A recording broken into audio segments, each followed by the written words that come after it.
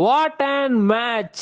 அதாவது CSK versus Mumbai Indians அந்த ஃபைனல்ஸை பார்த்த மாதிரியே கண்ணு முன்னாடி கொண்டு வந்துட்டீங்களாப்பா அப்படின்ற மாதிரி நடந்து முடிஞ்ச மேட்ச் தான் வந்து பார்த்தீங்கன்னா எஸ்ஆர்ஹெச் வாசஸ் ராஜஸ்தான் ராயல்ஸ்னே சொல்லலாம். டாஸ் வின் பண்ண எஸ்ஆர்ஹெச் வந்து நாங்கள் பேட்டிங் இறக்குறோம், சேசிங் வராது அப்படின்ற மாதிரி, எங்கள் ஊர் ஹைதராபாத் எங்களுக்கு ஆட தெரியும் அப்படின்ற மாதிரி ஹெட்டும் அபிஷேக் சர்மா ஓப்பனிங் இறங்கினாங்க.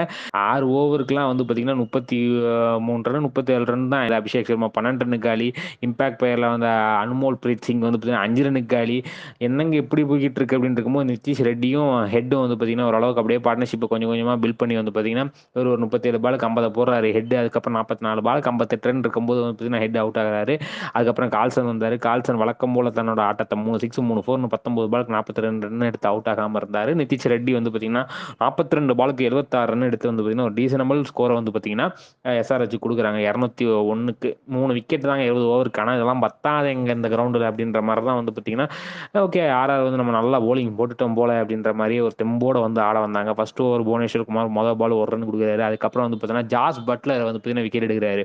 என்னங்க புவி பேக் டு ஃபார்மா அப்படின்ற அளவுக்கு வந்து பார்த்தீங்கன்னா சஞ்சு சாம்சனை அந்த ஓவர்லேயே வந்து பார்த்தீங்கன்னா டக் அவுட்டை காலி பண்ணி விட்டு அப்படியே இல்லைங்க நானும் வேர்ல்ட் கப் ஸ்குவாடில் இருக்கேன் ஜெய்ஸ்வால் எப்போ ஆடுற மட்டும் பாருங்க அப்படின்ற மாதிரி பார்த்தீங்கன்னா 2 பேரும் ஒரு பார்ட்னர்ஷிப் செமையாக பில்ட் பண்ணாங்க. கொஞ்சம் கொஞ்சம் ஓவருக்கு 10 ரன்ன்ற விதமாக வந்து பார்த்தீங்கன்னா 8 over 80 run, 9 over 90 run, 10 over 100 run எடுப்போம் அப்படின்ற மாதிரி கொஞ்சம் கொஞ்சமாக கொண்டு வந்தாங்கன்னே சொல்லலாம். ரியான் பராக் 49 பாலுக்கு 77 ரன்.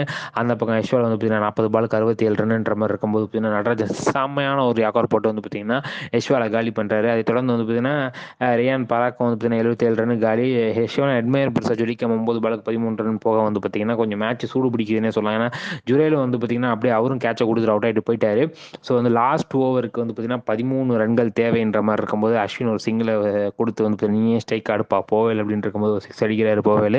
அதை தொடர்ந்து வந்து பார்த்தீங்கன்னா 3 பால் 6 ரன் இருக்கும்போது 2 ரன்னாக ஓடி வந்து பார்த்தீங்கன்னா எடுக்கிறாரு. கடைசி வந்து பார்த்தீங்கன்னா 1 பாலுக்கு 2 ரன் இருக்கும்போது வந்து பார்த்தீங்கன்னா அப்படியே புவனேஸ்வர் குமார் வந்து பார்த்தீங்கன்னா ஒரு எல்பிடபிள்யூ எடுக்கிறாரு பாருங்க. இந்த மோமெண்ட் இஸ் தேர்ன்ற மாதிரி ஷாகுல் தாக்கர் அவுட் ஆகாரு பார்த்தீங்களா ஒரு ஃபைனல்ஸில் ஐபிஎல் ஃபைனல்ஸில் அந்த மாதிரி வந்து பார்த்தீங்கன்னா அப்படியே கண்ணு முன்னாடி கொடுத்து எஸ்ஆர்ஹெச் ஒன் பை 1 ரன் அப்படின்ற மாதிரி வந்து பார்த்தீங்கன்னா வேற லெவல் வெற்றி. இது வரைக்கும் இவங்க பயங்கரமாக அடிச்சு பண்ண வெற்றிலாம் பெருசு இல்லை. இதுதான் வந்து பார்த்தீங்கன்னா ட்விஸ்டிங் வெற்றி அப்படின்னே சொல்லலாம், செம வெற்றினே சொல்லலாம். இதை பற்றி நீங்கள் என்ன நினைக்கிறீங்க அப்படின்றத கமெண்ட் செக்ஷன் சொல்லுங்கள். இந்த வீடியோ உங்களுக்கு பிடிச்ச லைக் பண்ணி ஷேர் பண்ணுங்கள். மறக்காம நம்மளை சப்ஸ்கிரைப் பண்ணுங்கள். நன்றி, வணக்கம்.